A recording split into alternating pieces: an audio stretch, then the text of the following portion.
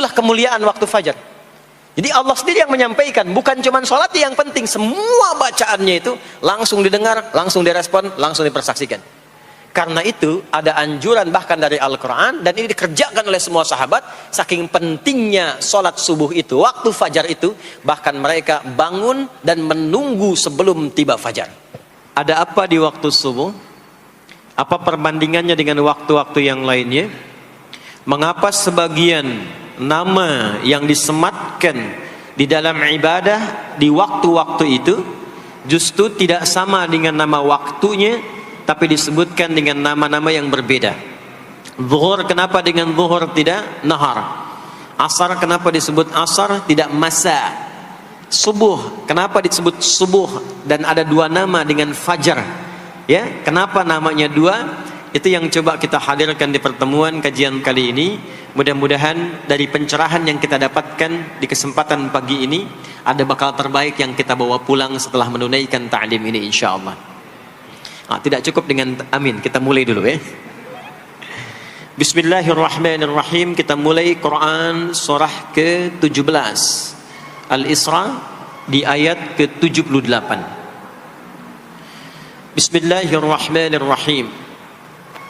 Aqimis salata liduluki syamsi ila ghasaqil layli wa qur'anal fajr inna qur'anal fajri kana mashhuda. Aqimis salat, tunaikan oleh kalian salat dengan sempurna, dengan benar. Penting dicatat, setiap ada perintah menunaikan solat dalam Al-Quran, yang solatnya dimaknai sebagai ibadah formal, bukan bermakna doa biasa. Jadi ada solat yang bermakna umum, yaitu doa. Jadi doa itu disebut dengan solat. Karena itu dalam fiqih, as-salatu hiya doa. Solat itu secara bahasa disebut dengan doa.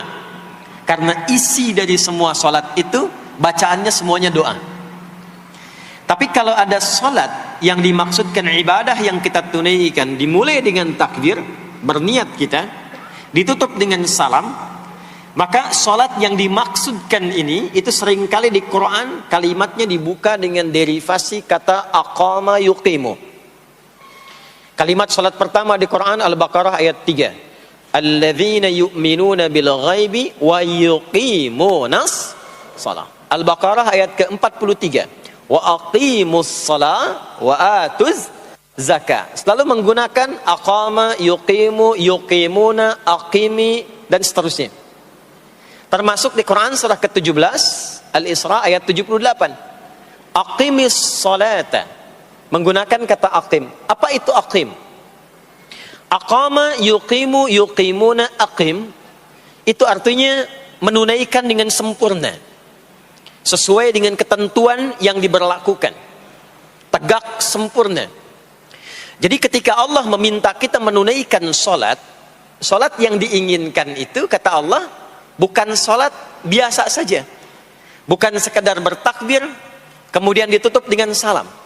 Ada ketentuannya, ada aturan-aturannya. Karena itu ketika Allah meminta kita menunaikan solat, setelah menggunakan kata aqim, aqimu, yuqimuna, kalimat salatnya menggunakan alif lam. Kalau Bapak Ibu cek silakan, rata-rata ada alif lamnya. Ya, tidak berdiri sendiri. Alladzina yu'minuna bil ghaibi wa yuqimunas shalah, ada alif lamnya. Wa aqimus shalah wa atuz zakah. Wasta'inu bis sabri was shalah, ada alif lamnya. Nah, alif lam itu di antara fungsinya dalam bahasa Arab, ada yang berfungsi sebagai ta'rif.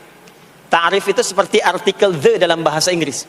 Ya, car itu banyak di luar, mobil. There are so many cars outside. Itu banyak sekali kendaraan di luar.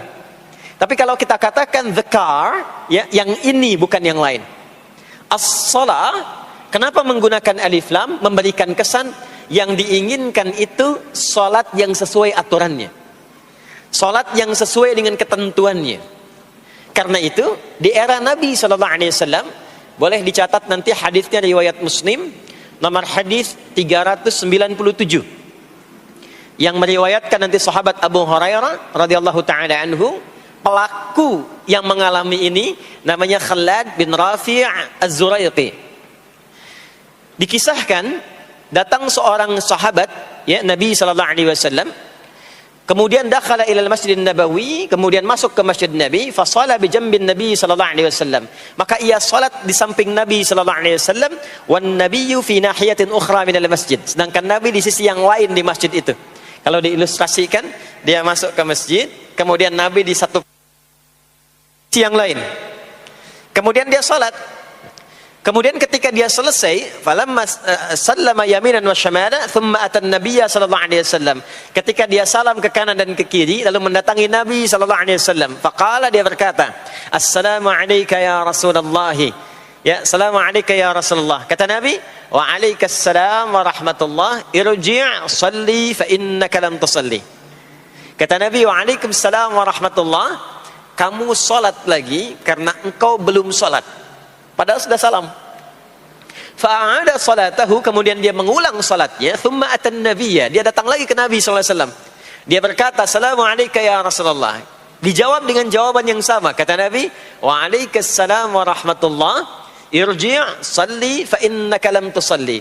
Kamu balik lagi salat karena engkau belum salat. Padahal sudah salam. Maka dia melakukan itu sampai 3 kali. Sampai dia berkata, "Ya Rasulullah, ma uhsinu ghairah."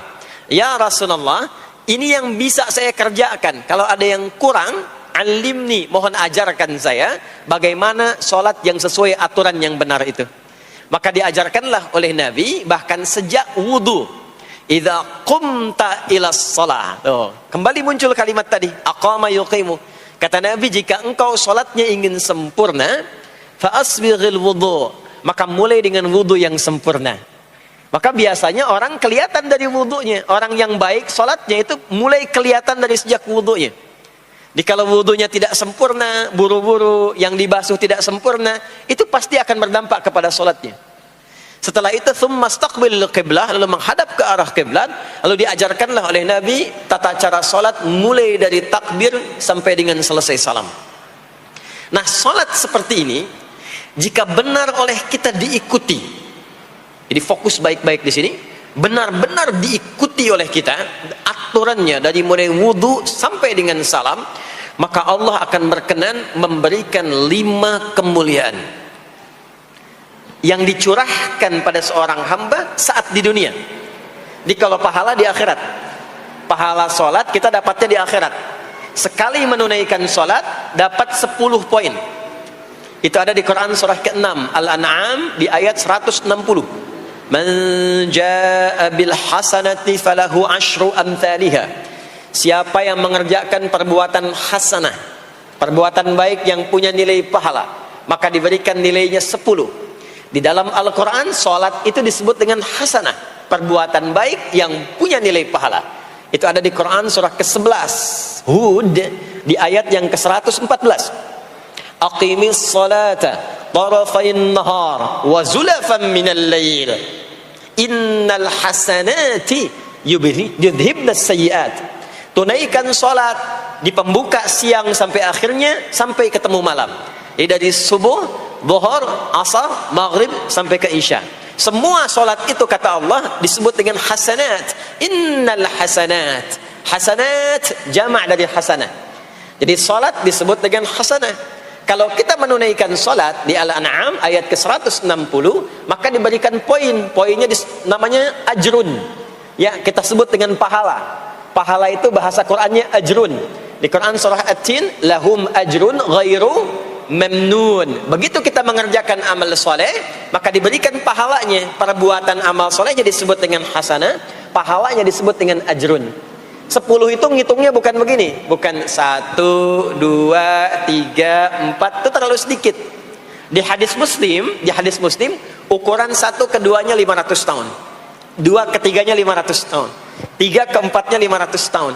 Jadi sekali kita menunaikan sholat, 10 nilainya, setiap 10 itu 1 keduanya 500 tahun, 2 ketiganya 500 tahun. Kalau ditunaikan di masjid, ya, ditunaikan di masjid, nanti dapat lagi tambahan pahalanya. Baru masuk datang ke masjid dengan niat sholat, bukan yang lain ya. Kan ada orang yang kadang ke masjid niatnya tidak sempurna ibadah, mungkin janjian ketemu teman, ya, akhi, bro, ketemuan yuk, ya. Di mana? Di Pondok Indah aja, sambil sholat zuhur. Sambil sholat zuhur, jadi sholatnya sambil, ya, nyambi itu, ya. Substansinya mau ketemu kan, agenda intinya ketemuan sambil sholat zuhur. Nah, kalau kita niatkan mutlak untuk ibadah, apapun itu, mau sholat, mau baca Quran, mau i'tikaf, itu baru datang, baru menginjakkan masjid, masuk dengan kaki kanan, baru datang, itu sudah dicatatkan 25 kebaikan, belum apa-ngapain. Jarak satu keduanya tadi 500 tahun, dua ketiga 500 tahun. Kalau dilakukan sholatnya berjamaah, maka dapat tambahan 27, kalikan 27, sudah dapat 10 kali 27 berapa tuh? Ya, 270. Setiap satunya kalikan 500 tahun. Maka sholat di masjid itu bukan main-main. Itu kelihatannya nanti dua. Saat sakaratul maut, pahala itu ditampakkan. Jadi pahala itu bukan sekarang. Pahala itu saat kita pulang. Nanti begitu akan meninggal, ditampakkan itu. Ya, pahala yang telah kita kerjakan itu dalam bentuk amal yang diridhoi oleh Allah. Makanya orang-orang yang rajin beramal saleh, ya, hasanahnya banyak, itu hidupnya tenang. Karena dia merasa tenang, jiwanya pun tenang. Ketika pulang pun dia berada dalam ketenangan. Itu yang menjadikan dia kadang senyum. Ada orang yang akan meninggal itu senyum. Ya, sedang baca Quran, ada yang sedang duduk, ada yang sedang ngaji, ada yang sedang sholat. Saking tenangnya, panggilannya pun tenang. Quran surah 89 ayat ke-27 sampai ayat 30. Ya ayyatuhan nafsul mutmainnah, hei jiwa-jiwa yang tenang, irji'i ila rabbiki radiyatan mardiyah, cepat pulang, aku sudah ridha dengan amalmu, engkau pun akan ridha dengan pemberianku. Fadkhuli fi ibadi, masuk golongan hambaku. Ibad itu jama' dari kata abdun. Abdun itu adalah nama bagi hamba yang senantiasa memperbanyak ibadah. Ketika dia ibadah punya hasanat, maka dikonfirmasi saat pulangnya, ditampakkan hasanatnya, ditampakkan hasil pahalanya. Itu yang menjadikan, pernah dengar Sayyidah Asyah, Siti Asyah? Siapa beliau? Istrinya Fir'aun kan? Ya, kan ada kisah viral dalam Al-Quran. Ketika beliau akan dieksekusi oleh Fir'aun, la'natullahi alaihi, Fir'aun itu akan mengadab, akan menghukum istrinya sendiri, Sayyidah Asyah. Ketika akan disiksa dan sudah diikat dalam tiang itu, akan disiksa, maka beliau berdoa, Siti Asyah itu, dan doanya diviralkan di Al-Quran. Rabbi bnili indaka baitan fil jannah wa najjini min fir'auna wa amalih. Ya Allah, aku telah berislam, mempertahankan akidahku saat ini sampai dengan sekarang. Maka mohon ya Allah, berikan kepadaku anugerah di surga nanti, bangunkan satu istana di surga, dan selamatkan aku dari buruknya siksa Fir'aun, sehingga menjadi tanda bagi orang-orang yang akan beriman, bahwa beriman itu menyenangkan. Maka apa yang terjadi? Saat sakaratul maut itu ditampakkanlah oleh Allah istana di surganya, maka dia tersenyum. Dalam senyum itu Fir'aun kan gak ada imannya, jadi gak ada koneksinya. Maka mulai menghardik, kata Fir'aun, ini perempuan mau dieksekusi kok malah senyum. Dia nggak tahu kalau dalam keadaan itu surganya sedang ditampakkan, istananya ditampakkan. Maka meninggallah beliau dalam keadaan sedang menatap istana surganya, ya, dan berhasil wafat dalam husnul khatimah. Dan Fir'aun tidak mencelakai, tidak menghukum, tidak menyiksa beliau itu kecuali dalam keadaan sudah wafat, ya, ini tak terasa lagi. Nah, itulah orang-orang yang saleh, orang-orang yang punya banyak hasanah, ditampakkan sakaratul mautnya, lalu dihisab, nanti baru dikonfirmasi. Maka sekarang diberitakan sebagai ilmal yaqin, saat sakaratul maut diperlihatkan sebagai ainal yaqin, saat masuk nanti ke surga dirasakan sebagai haqqul yaqin. Maka ada ilmal yaqin, ainal yaqin, haqqul yaqin. Itulah yang menjadikan kita sering berdoa supaya semua kegiatan dunianya menjadi hasanah, dan di akhirat dikonfirmasi lagi hasanahnya. Ada di Al-Baqarah surah kedua di ayat ke-201. Wa minhum may yaqulu rabbana atina fid dunya hasanah wa fil akhirati hasanah wa qina adzabannar. Nah, perbuatan hasanah yang pertama itu salat. Jadi ketika kita salat ada pahala. Pahala itu urusan akhirat. Nanti ketika meninggal dapat. Itu bekal pulang. Kita gambarkan nih supaya enggak bingung ya. Yuk, kita ilustrasikan sejenak ya. Bismillah. Bapak Ibu kelihatan ini ya? Hah? Ibu kelihatan Bu ini? Ah, alhamdulillah, alhamdulillah. Ini pejuang subuh belum ditulis sudah kelihatan ya. Alam itu kan yang kita tinggali, kita rasakan, dan nanti yang kita yakini ada 3 kan. Ini sering saya sampaikan belakangan ini di beberapa kesempatan. 1, sekarang ada yang disebut dengan ardun, al-ard, yang kita terjemahkan dengan bumi tempat kita tinggal sekarang. Ya, sekarang kita ada di mana? Di Masjid Pondok Indah ya. Bagian dari bumi. Ini di bumi. Sifatnya disebut dengan dunia. Jadi dunia itu asalnya bukan nama alamnya, tapi lebih kepada sifatnya. Ya, dunia. Dari kata dana, yadnu, dunuan, wa dunyaan. Artinya sesuatu yang cepat, sesuatu yang fana, sesuatu yang rusak, yang hilang. Jadi semua sifat kehidupan kita di tempat ini itu berlangsung cepat. Ya, kayaknya baru kemarin ketemu, sekarang sudah ketemu lagi. Kayaknya baru kemarin kenalan teman SD, sekarang sudah saling punya cucu. Ya? Dan semua sifatnya rusak. Ini gelas kalau didiamkan, besok-besok kotor, rusak. Baju kalau didiamkan nggak diapa-apain, rusak. Ya, kendaraan kalau didiamkan semewah-mewahnya nggak diapa-apain, rusak. Itulah dunia. Kenapa diperkenalkan viral dunianya dibandingkan dengan bumi dan ardonnya? Untuk memberikan kesan yang kuat kepada jiwa kita. Hei, jangan sampai terjebak dengan kehidupan dunia yang sementara yang ditinggalkan. Jangan memperebutkan sesuatu yang rusak. Jangan berselisih pada sesuatu yang hilang. Ya, kan sekarang banyak orang aneh ya, memperebutkan sesuatu yang pada akhirnya yang diperebutkan itu rusak sendiri. Ya, memperebutkan sesuatu, berselisih pada sesuatu yang akan ditinggalkan, kan sama-sama meninggal. Untuk apa memperselisihkan sesuatu yang akan ditinggalkan? Kok bisa berantem, berselisih, saling mencela pada sesuatu yang sama-sama akan ditinggalkan? Itulah kenapa sering dipopulerkan dengan nama dunia. Dunia, ingat ya, kita tinggal di dunia ini. Maksudnya apa? Hei, hidupmu sementara. Hei, terkadang kita lupa bahwa itu akan berlangsung dengan cepat. Saat nanti meninggalkan tempat itu, ada tempat lain yang akan kita kunjungi. Setelah dunia apa?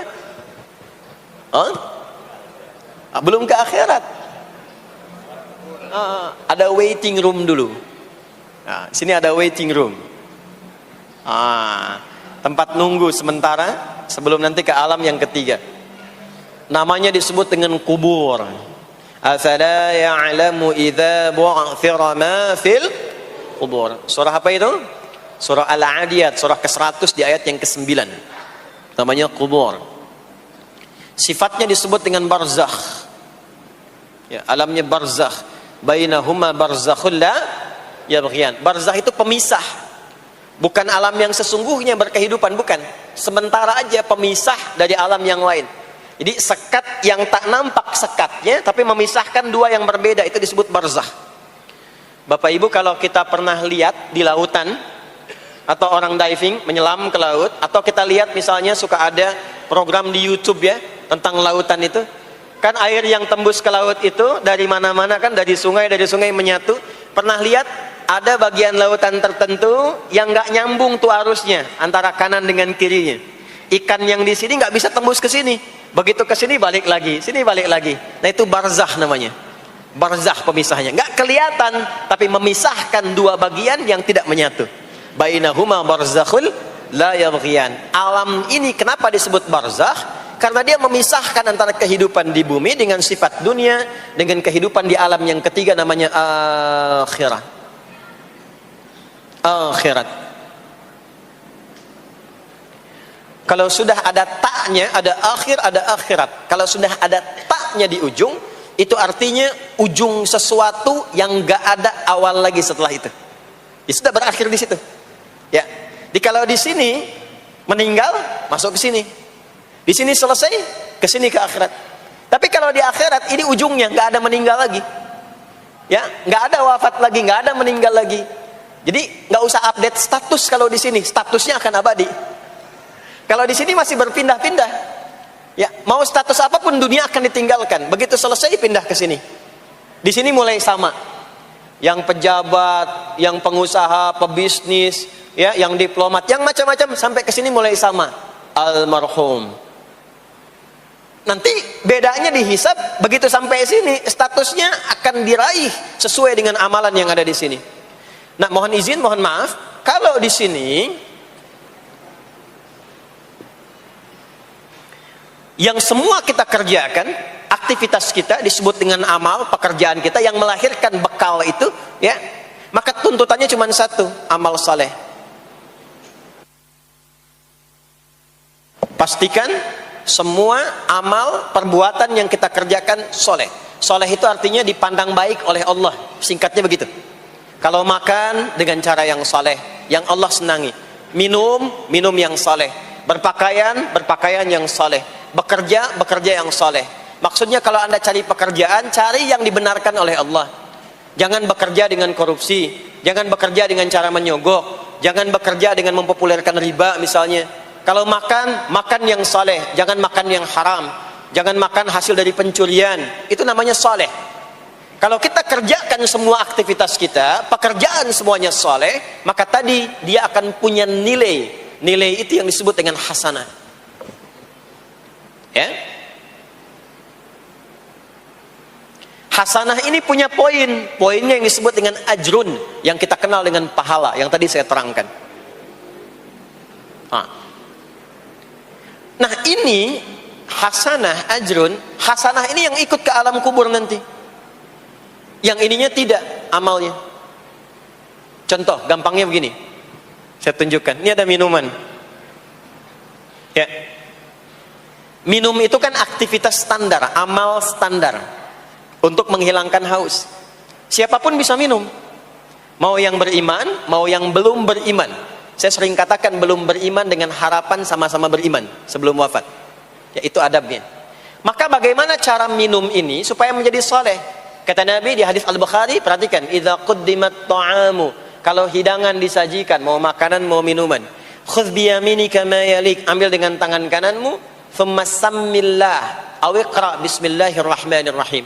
Maka sebelum diminum ucapkan bismillahirrahmanirrahim. Maka kalimat bismillahirrahmanirrahim itu yang akan menjadikan aktivitas minum menjadi hasanah. Dituliskanlah pahalanya, namanya ajrun. Minumannya selesai, itu masalah dunia. Hausnya hilang, keluar jadi kotoran, itu minumannya. Jadi gelasnya nggak ikut ke alam kubur. Ya, minumannya nggak ikut. Yang ikut apanya? Ini hasanahnya. Jelas sampai sini? Karena itu, semua aktivitas yang kita kerjakan dalam berkehidupan itu pasti ada pedoman dalam Al-Quran dan hadis detailnya untuk membimbing semua aktivitas kita menjadi soleh. Pedoman itulah yang sering kita kenal dengan nama doa namanya.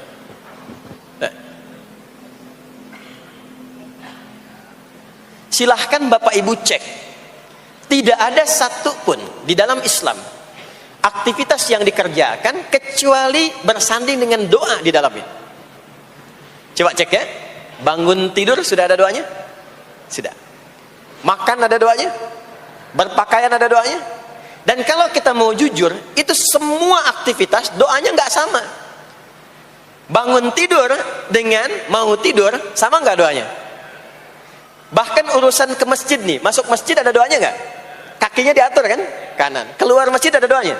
Doa masuk dengan keluar sama nggak? Beda.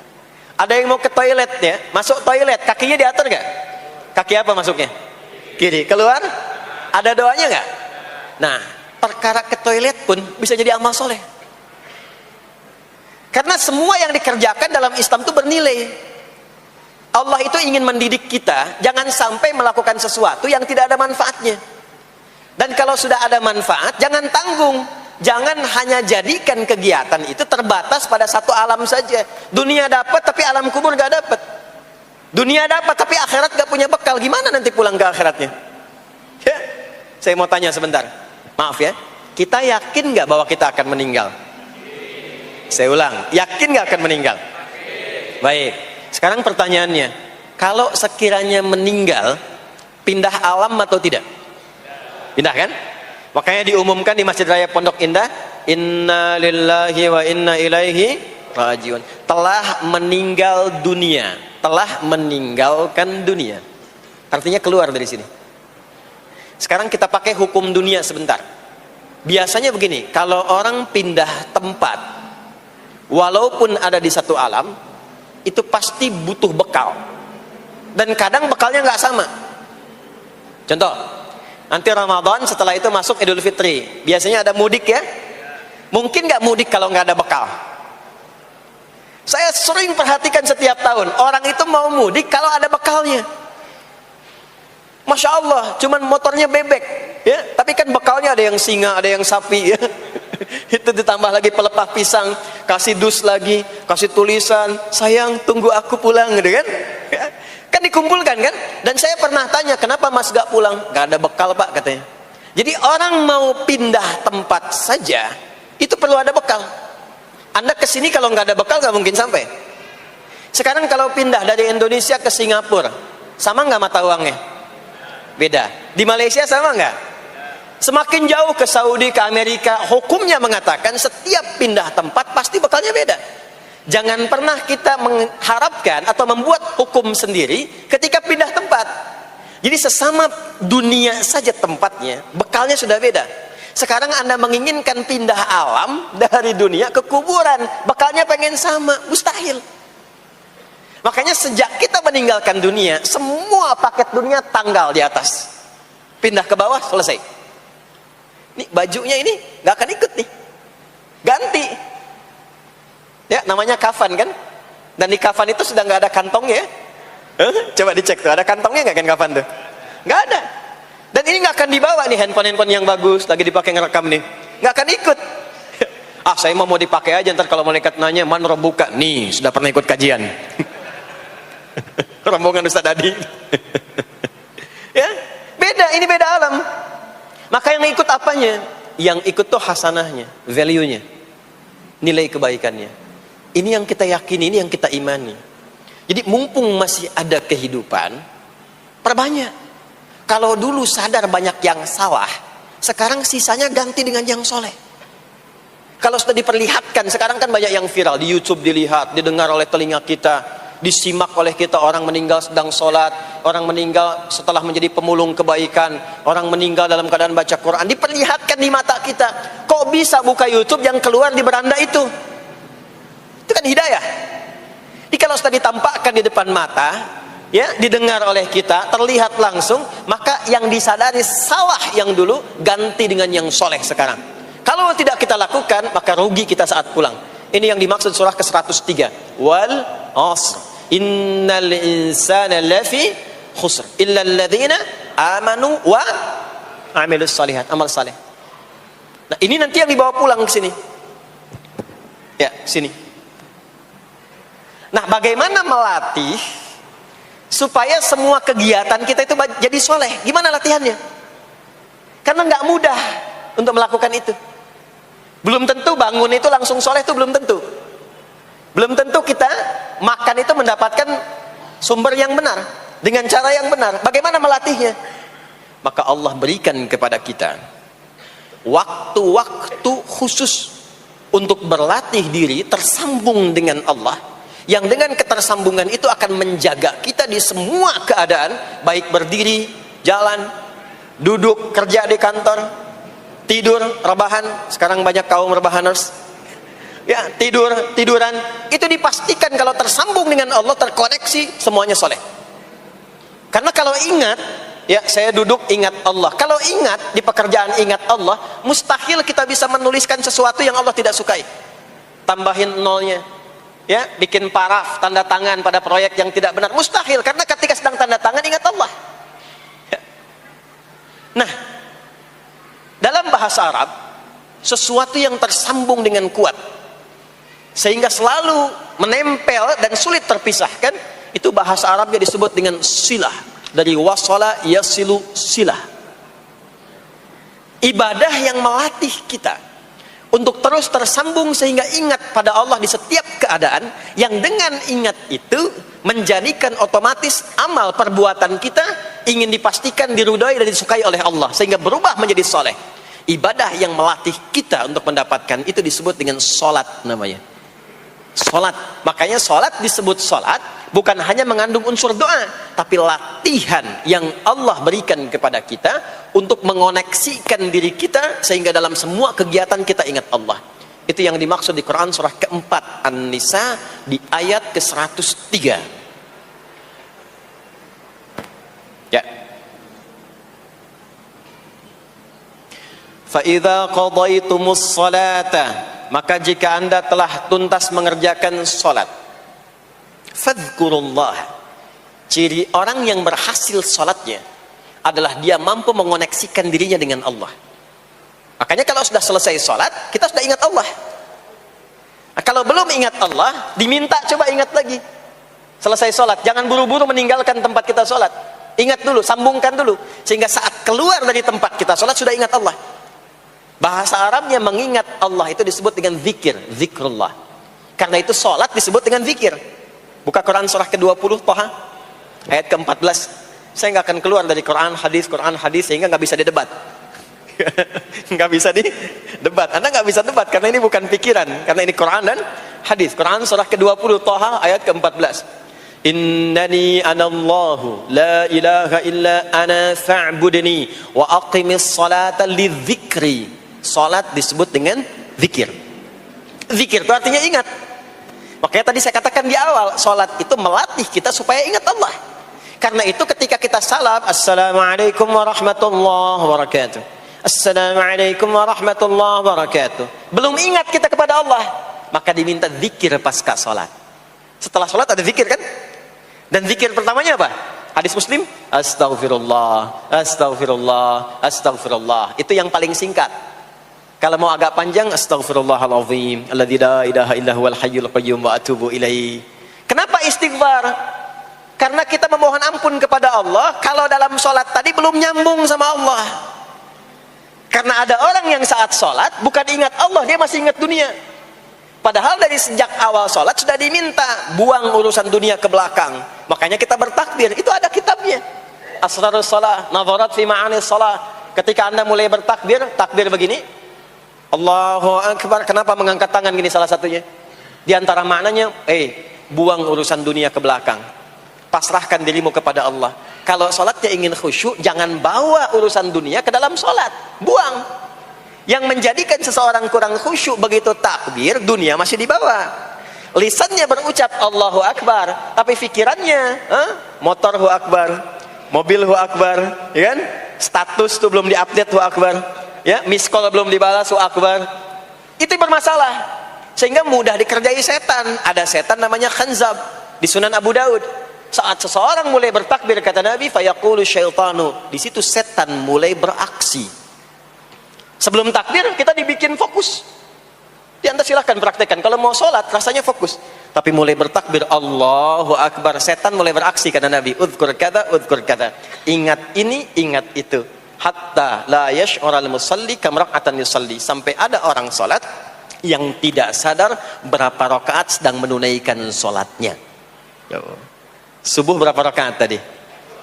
2 diucapkan, tapi ketika dipraktekkan ada yang 3. Ada yang 1. Ya, ada yang begitu. Ada, tapi di hati saya gitu ya. Nah ini. Makanya setelah kita salat, salam, assalamualaikum, assalamualaikum, itu kita mencoba menyempurnakan dengan apa? Istighfar dulu. Kalau tadi ada yang belum tersambung. Setelah itu apa? Kita sambungkan. Allahumma antas salam, subhanallah, alhamdulillah, Allahu Akbar. Makanya dilatih 33 kali. Sekali belum nyambung, 2 kali. 2 kali belum nyambung, 3 kali. 3 kali belum ingat, 4 kali. Masa iya sih sampai 33 kali belum ingat juga? Bapak nama siapa? Joni. Siapa Pak? Joni. Siapa Pak? Joni. Siapa Pak? Apa enggak dengar saya Joni? Itu baru 3 kali. Ini kita 33 kali menyebutkan subhanallah. Masa enggak nyambung juga? Alhamdulillah 33 kali. Masa enggak syukur juga? Dilatih. Kalau sudah terkoneksi, inilah dia. Fadhkurullaha qiyama. Bangun dari salat, bangkit. Selesai salat, mau kerja, mau kemanapun, ingat Allah. Jadi nggak ada istilahnya keluar masjid tertukar sendal, tuh nggak ada. Ada di sini yang tertukar sendal? Banyak. Insya Allah tidak ya. Kalau ingat Allah tuh nggak mungkin tertukar. Jadi begitu Anda akan menggunakan yang punya orang lain, sadar tuh, astagfirullah, Allah mengawasi, bukan punya saya walaupun mirip. Ya, walaupun mirip. Ya, pakai yang punya kita, itu akan diarahkan. Tapi kalau nggak ingat ada yang mengawasi, nggak ingat ada yang lihat, nggak ingat akan dihisab. Mana ya tadi? Oh, ini dia, masya Allah lupa saya. Pakai masya Allah lah gitu. Dia pakai yang paling bagus tuh. Pulang dia, padahal dia ke masjid tuh nggak pakai sendal. Pekerjaan juga begitu, nggak akan sembarangan ngambil yang bukan haknya, kerjakan proyek yang tidak benar. Demi Allah, kalau di Indonesia ini muslinya benar semua sholatnya, makmur. Wah, para polisi itu tenang tugasnya gitu. Ya, tentara juga nyaman. Di pekerjaan tuh nggak usah ada CCTV, ya, nggak usah ada e-tilang, nggak usah ada kamera di jalan, gitu kan? Ah, ini karena kenapa? Latihannya nggak maksimal. Ini pentingnya sholat tuh itu. Jadi semua menjadi amal soleh. Semua jadi amal soleh. Begitu ingat Allah, maka berdiri ingat Allah, jalan ingat Allah, duduk ingat Allah, berbaring pun ingat Allah. Kalau sudah ingat Allah, pasti disebut nama Allah. Ini yang dimaksud hadis Nabi. Qala Rasulullah sallallahu alaihi wasallam, kullu amrin dhi balin la yubda'u fihi bi bismillahirrahmanirrahim fahuwa abtar. Setiap perbuatan yang baik yang dibenarkan oleh hati setiap hamba, lalu diikutkan bismillahirrahmanirrahim. Enggak mungkin orang nyebut bismillahirrahmanirrahim kalau enggak ingat Allah. Minum, bismillahirrahmanirrahim. Makan, bismillahirrahmanirrahim. Bekerja, bismillahirrahmanirrahim. Itu ketika dikerjakan langsung jadi hasanah. 10 poin. Ada pahalanya. Dan jangan dianggap ringan ya. Ini kalimat ringan tapi menentukan saat pulang, saat meninggal nanti. Nah, kalau enggak disebutkan bismillahirrahmanirrahim atau tidak bacakan doa yang menyertainya, maka jadi dunia saja, solehnya hilang, tinggal amalnya. Dibalasnya di dunia, akhiratnya nggak ada. Itu yang dimaksud Quran surah ke-25 Al-Furqan ayat 23. Wa qadimna ila ma 'amilu min 'amalin faj'alnahu haba'an manthura. Kalau ada orang berbuat baik di dunia tapi tidak disertakan niat akhirat, kami balas dunianya. Anda kerja belasan tahun, puluhan tahun untuk dunia aja, dapat gaji, dapat benefit, dapat penghargaan. Ada yang juara, ada yang dapat bintang, champion, ya, ada yang promosi jabatan, tapi niatnya untuk dunia. Allah adil, kata Allah, kerja keras dia untuk dunia, saya balas dengan balasan dunia. Tapi kalau diniatkan akhirat, dunia dapat, akhiratnya pun dapat. Kan kerjanya sama, etosnya sama, di tempat yang sama. Kita niatkan akhirat, gak ada ruginya. Begitu meninggal, dapat. Beruntungnya dan bersyukurnya kita sebagai muslim, kita itu lengkap informasinya. Urusan kubur ada informasinya, akhirat ada informasinya. Silahkan komparasikan dengan informasi dan sumber manapun. Ditemukan nggak yang informasi detail seputar kubur, seputar hisab, seputar kiamat, seputar surga, seputar neraka? Cuma di Islam. Itu yang kita syukuri, supaya kita siap-siap. Bukan sekedar dibaca. Baca ada pahalanya, tapi siap-siap ada konsekuensi kebaikannya. Ini balik ke sini. Karena itu saya katakan dari awal, pertama Bapak Ibu sekalian, sholat itu menjadi ibadah paling pokok karena dia akan mengantarkan kita pada konektivitas yang kuat dengan Allah Subhanahu wa taala. Ini poinnya. Kalau sudah nyambung dengan Allah, bukan cuma jadi amal soleh. Orang-orang yang tersambung dengan Allah di semua aktivitas kehidupannya, maka akan mendapat jaminan langsung dari Allah Subhanahu wa taala yang memudahkan semua urusan hidupnya. Mudah sukses, mudah bahagia, mudah tenang. Semua kemudahan yang kita raih dalam konteks kebahagiaan, ketenangan, kesuksesan itu kalau digabungkan semua maknanya, berubah katanya menjadi falah. Apa namanya? Falah. Falah itu bahagia, sukses, nyaman. Kalau dibuka kamus English Arabic misalnya, falah itu bahasa Inggrisnya success and happiness. Bukan cuma bahagia, bahagia dan sukses. Bukan cuma sukses, karena ada orang sukses belum tentu bahagia. Saya sering tanya yang ini nih, dan biasanya para ibu yang juara menjawabnya itu. Ya, pilih mana? Kaya tapi gelisah, atau miskin tapi tenang? Miskin tapi tenang. Sukses tapi gelisah, ya, atau miskin tapi tenang? Sukses tapi tenang, ya. Sukses dan bahagia. Nah, sukses dan bahagia itu bahasa Arabnya falah. Ini poinnya. Falah.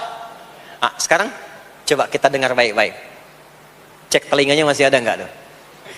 Cek telinga masih ada nggak? Setiap hari, di setiap pergantian waktu dalam sehari. Pergantian waktu sehari itu ada 5. Dari mulai subuh, ke siang, zuhur, ke sore, asar, mau habis sore menjelang malam, maghrib, muncul malam, isya. Itu setiap hari 5 kali berganti waktu diperdengarkan oleh Allah. Hambaku, kamu harus bahagia. Hambaku, kamu harus sukses. Apapun pekerjaanmu, sukses. Apapun aktivitasmu, harus bahagia. Harus senang, harus tenang. Falah. Kuncinya apa? Salat.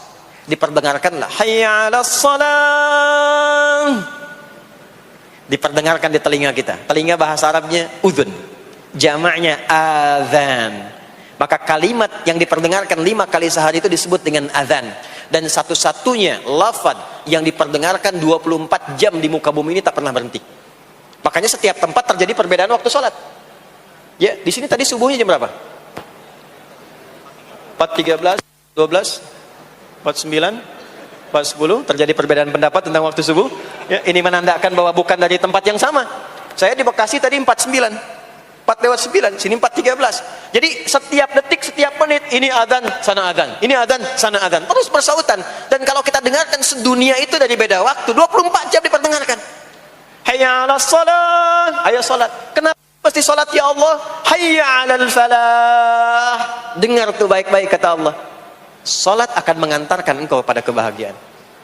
Salat mendekatkan engkau pada kesuksesan. Salat mengantarkan engkau pada kedamaian. Makanya kalau orang salat pasti tenang hatinya. Kalau nggak percaya silakan. Salat itu diantara manfaatnya mendatangkan ketenangan. Salat mendatangkan kesuksesan. Karena itu salat bukan hanya ibadah yang diwajibkan pada umatnya Nabi Muhammad SAW saja, tidak. Semua nabi dan rasul yang pernah bertugas di bumi itu semuanya salat dan meminta umatnya salat. Hanya memang kita yang paling sempurna menunaikannya, caranya. Ya, dulu umat nabi-nabi lain juga salat. Contoh, Nabi Musa salat. Nanti diviralkan di Quran surah ke-20 Thaha ayat 14. Nabi Isa alaihi salam yang paling dekat ke Nabi Muhammad 600 tahun sebelum Nabi lahir, itu salat. Beliau salat. Diviralkan di Quran surah 19 Maryam ayat 31 sampai 33. Ya, sampai ke 33-nya wa ja'alani mubarakan aina ma kuntu wa awsani bis shalah. Salat. Siapa lagi? Nabi Zakaria. Nabi Zakaria itu kapan beliau mendapatkan berita gembira akan punya anak? Saat salat. Jadi berdoa, masuk ke mihrabnya Maryam, melihat Maryam punya banyak keistimewaan, maka beliau salat di mihrabnya itu.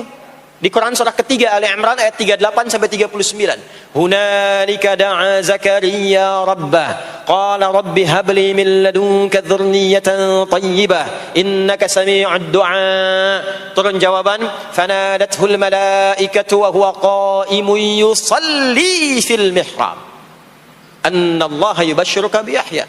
Jadi Nabi Zakaria itu dapat berita akan punya anak namanya Yahya saat salat. Di salat itu kalau dikerjakan bisa berdampak pada percepatan terkabulnya doa. Minta apapun dijawab sepanjang maslahat. Makanya nanti untuk umat Nabi Muhammad jangan tunggu, panggilan salatnya adalah panggilan langsung dari Allah. Minta, punya masalah apa? Aku selesaikan kata Allah. Di salat itu bukan main-main, bukan beban, bukan sekedar kewajiban, tapi kewajiban yang dipaksa untuk membahagiakan kita. Kalau Allah nggak sayang, nggak akan disuruh sholat. Pak, Bu, itu panggilan sholat. Perhatikan panggilan pertamanya, Al-Baqarah ayat 45. Wasta'inu bis sabri wassalah. Kata Allah, hei hambaku, kalau engkau punya masalah, sabar dulu, terima. Karena aku titipkan masalah itu kepadamu untuk meningkatkan kualitas hidupmu, bukan ingin membebanimu. Dan tidak mungkin aku uji engkau dengan masalah itu kecuali engkau mampu mengatasinya. La yukallifullahu nafsan illa wus'aha.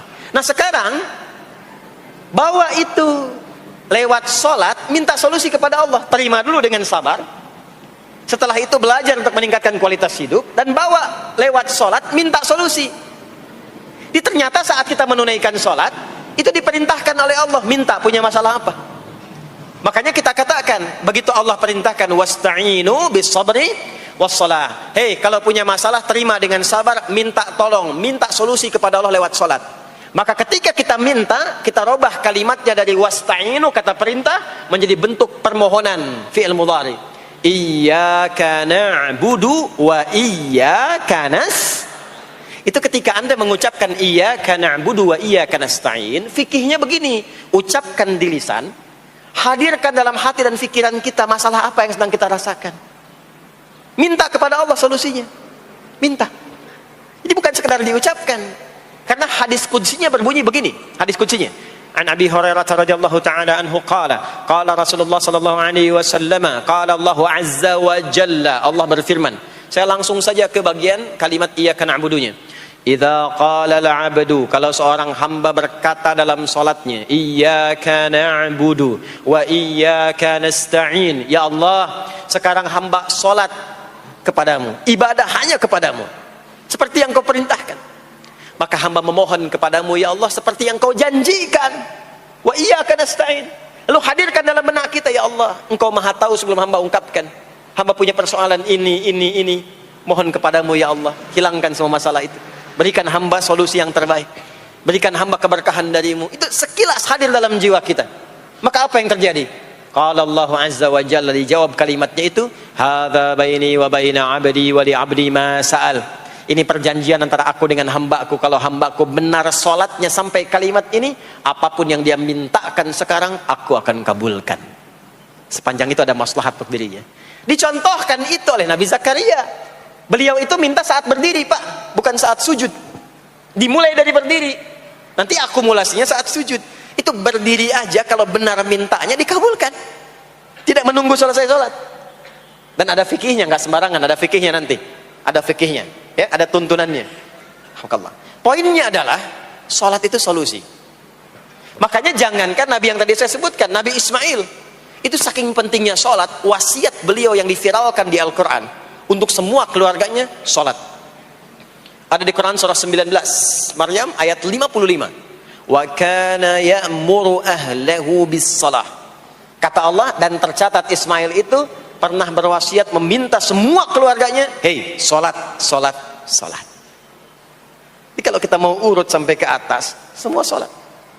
Muhammad sallallahu alaihi wasallam bin Abdullah bin Abdul Muttalib bin Hashim bin Abdul Manaf bin Qusay bin Murrah bin Kilab bin Ka'ab bin Ghalib bin Fikir bin Malik bin Nadar bin Kinana bin Khuzaimah bin Mudrikah bin Ilyas bin Nizar bin Mudar bin Ma'ad bin Adnan bin Addi bin Adri bin Muqawwam bin Nahur bin Tarikh bin Ya'rub bin Yasjub bin Nabit bin Ismail alaihi salam bin Ibrahim alaihi salam bin Azar atau bin Nahur bin Abir bin Kinan bin Arfakhshad bin Sam bin Nuh alaihi salam bin Mikhlail Matusyalah bin Kinan bin Anwas bin Thith bin Adam alaihi salam.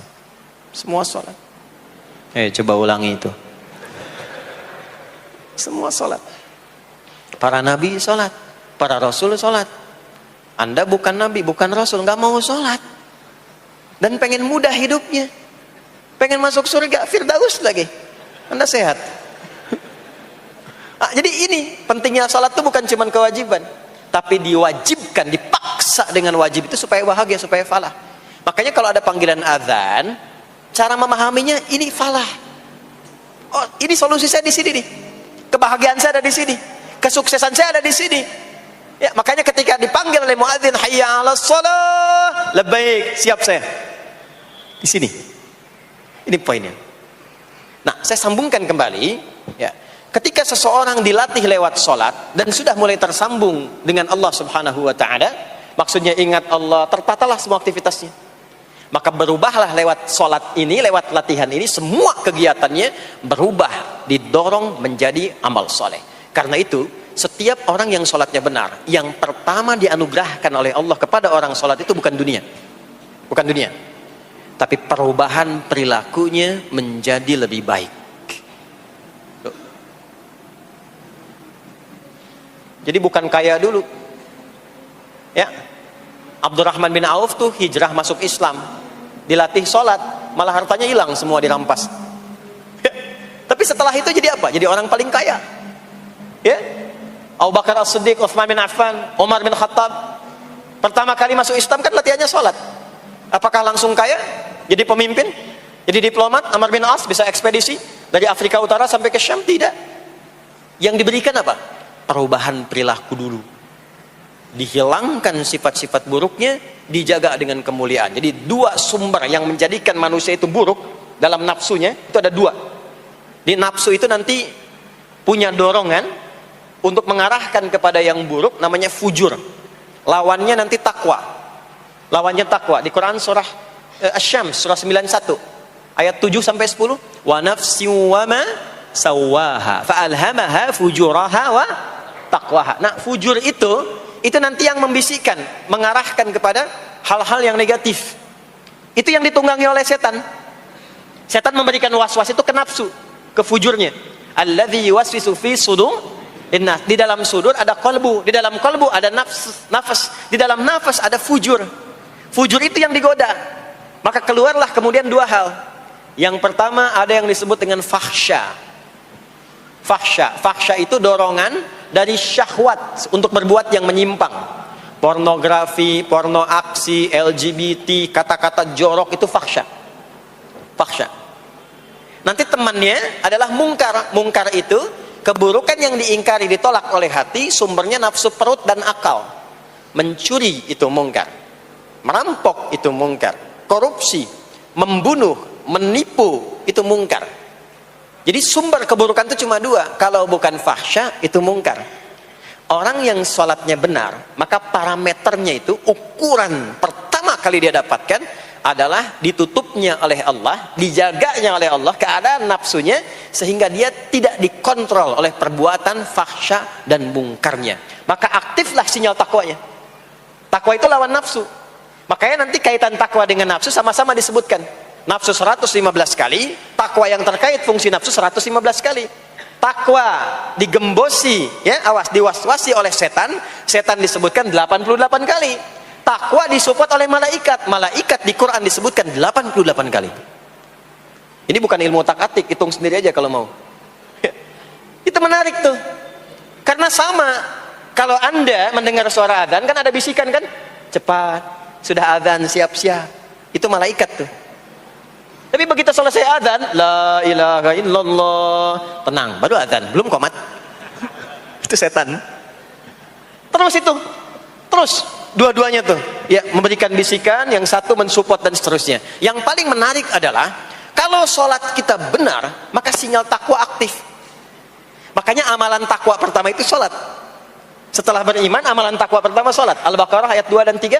Dzalikal kitabu la raiba fi hudal lil muttaqin. Siapa muttaqin, orang takwa di situ? Ayat 3-nya, alladzina yu'minuna bil ghaibi wa yuqimunas sholat. Jadi kalau sholatnya aktif, takwanya aktif, sinyalnya aktif, sinyal itu yang akan menutup fahsya dan mungkar. Maka turunlah Quran surah ke-29 ayat ke-45. Utlu ma uhiya ilaika minal kitabi wa aqimis shalah. Kita hafal tengahnya, innas salata tanha 'anil fahsya'i wal munkar. Maka kalau orang sholat tidak akan berbuat fahsya, tidak ada lagi yang melambai laki-laki. Allah, enggak ada. Laki-laki yang laki-laki, perempuan-perempuan. Enggak ada lagi tontonan-tontonan pornografi. Yang jorok-jorok, yang kotor-kotor. Enggak ada lagi kata-kata kotor di lisan itu. Karena lisannya dilatih untuk mengucapkan yang baik-baik. Allah, sami'allahu liman hamidah, subhanallah, alhamdulillah, Allahu akbar. Makanya pasca sholat itu berubah. Maaf ya, Allah tidak memberikan kepada Nabi Muhammad SAW tongkatnya Nabi Musa, mukjizatnya Nabi Isa, apalagi Nabi Ibrahim dan selainnya. Tapi Allah turunkan Al-Quran kepada Nabi Muhammad SAW, lalu dipraktekkan Quran itu pertama lewat sholat. Anda tahu apa yang terjadi? Nabi Muhammad itu diutus oleh Allah dalam lingkup masyarakat yang sangat terbelakang dan hatam kriminal. Jadi kriminalnya bukan dikerjakan, hatam. Dan nyaris tidak kenal kebaikan, makanya disebut dengan jahiliyah. Kalau Bapak Ibu tanya di zaman Nabi, ya maaf, ada pezina? Bukan cuman ada, hatam, perfeksionis zinanya. Membunuh itu, ya, mabuk, Mabuk, ada orang mabuk kekinian di zaman jahiliyah, pemabuk amatir itu 5 kali sehari mabuknya. Yang amatir. Jadi kalau baru mabuk sekali, 2 kali, itu coba-coba. Amatir itu 5 kali. Pembegal. Ya, sekarang kita dengar berita ada begal ini itu. Ah, jahiliyah itu sekampung begal semua. Kampung Gifar. Tapi Allah menghendaki Rasulullah latih lewat salat. Apa yang terjadi? Berubah jahiliyah itu, berubah menjadi khairu ummah. Umat terbaik yang paling teladan, yang menginspirasi, yang pernah berkehidupan di bumi. Sampai persaksiannya dari Allah langsung turun Quran surah ketiga Ali Imran ayat 110. Kuntum khaira ummatin ukhrijat linnas. Jadi kalau ada orang dermawan, itu yang paling dermawan. Kalau ada orang sabar, itu yang paling sabar. Kalau ada pasar yang paling ideal, itu yang paling bagus. Berubah itu. Ya. Kenal Abu Dzar Al-Ghifari? Ayo kenal. Enggak. Abu Dzar Al-Ghifari itu nama aslinya Jundub bin Junadah. Di antara pemimpin begal di zamannya. Dari kota Ghifar. Ghifar itu kampung begal asalnya. Ya, hamukumullah. Masuk Islam. Datang ke Mekah. Bertemu dengan Rasulullah. Begitu masuk Islam, kata Jundub bin Junadah, ya Rasulullah, ausini au kama qala, berikan saya nasihat. Kata Nabi, pulang sekarang. Kata beliau, enggak, saya mau umumkan keislaman saya depan Ka'bah. Kata Nabi, jangan lakukan. Sekarang orang masih belum tahu tentang Islam, nanti marah kamu dipukuli. Kata beliau, ya Rasulullah, saya ini membegal terang-terangan, masa bersyahadat sembunyi-sembunyi? Maka keluar ke depan Ka'bah, dia katakan, ya ma'asyara Quraisyin, hei semua orang Quraisy. Datang orang, usyhidu bi annahu la ilaha illallah wa anna Muhammadar Rasulullah. Aku bersaksi, syahadat la ilaha illallah Muhammadar Rasulullah. Kalian mau apa? Dipukulin sampai pingsan. Sampai ketika akan diteruskan, ada riwayat mengatakan datang Sayyidina Ali bin Abi Thalib, ada yang mengatakan Sayyidina Hamzah ya bin Abdul Muttalib radhiyallahu taala anhuma jami'an. Datang menyampaikan, jangan teruskan. Kalau ini meninggal, ini wafat, kita akan celaka karena kafilah kita akan lewat desa Ghifar. Kalau lewat Ghifar gak akan berhasil niaga kita, katanya. Ya, karena akan dihabisi semua, ini orang Ghifar. Maka dibiarkan pergi, pulang. Tahu apa yang terjadi? Begitu Nabi hijrah ke Madinah, dikagetkan dengan suara kaki yang berdecak kencang, bang bung bang bung bang bung. Ternyata ada berita gembira, sekampung begal Ghifar itu masuk Islam semuanya, berubah jadi baik. Untuk menginspirasi generasi kemudian, maka dipopulerkanlah oleh beliau kunyahnya dengan nama daerahnya. Sayalah Abu Dzar Al-Ghifari. Al-Ghifari itu maksudnya apa? Dulu saya ini berasal dari Ghifar, kampung saya kampung begal. Cuma karena saya masuk Islam, diajarin sholat, diajarin baik, sekampung baik semua. Ya.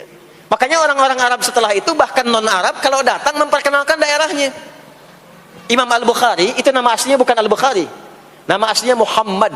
Punya bapak namanya Ismail, punya kakek namanya Ibrahim, kakek buyutnya Al-Bughirah, eyang buyutnya Al-Bardizbah. Tinggal di kecamatan Ju'fah, Kabupaten Bukhara, Provinsi Khorasan, sekarang negaranya Uzbekistan. Karena berasal dari Bukhara, datanglah beliau kemudian ke Arab, sekarang ke Jazirah, ke Mekah, ke Madinah, memperkenalkan, saya bukan orang Arab, saya dari Bukhara. Rumusnya tambah alif lam di depannya, ujungnya tutup dengan i.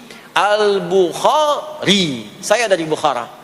Diperkenalkan, maksudnya apa? Islam sudah masuk ke tempat saya, orang-orangnya sudah baik, orang-orangnya sudah khusyuk. Itu memperkenalkan. Orang tua kita Syekh Yasin dari Padang, maka diperkenalkan Syekh Yasin Al-Padangi. Syekh Ahmad Khatib dari Minangkabau, Syekh Ahmad Khatib Al-Minangkabawi. Syekh Abdul Somad dari Palembang, Syekh Abdul Somad Al-Palembangi. Syekh Nawawi dari Banten, Syekh Nawawi Al-Bantani. Ya, nanti ada Pak Ghafur dari Pondok Indah, ya, Masjid Raya Pondok Indah, datang ke Mekah umrah haji, ana Ghafur al Masjid Raya al Pondok Indahi gitu. Itulah salat. Jadi salat itu merubah keadaan kita lebih baik.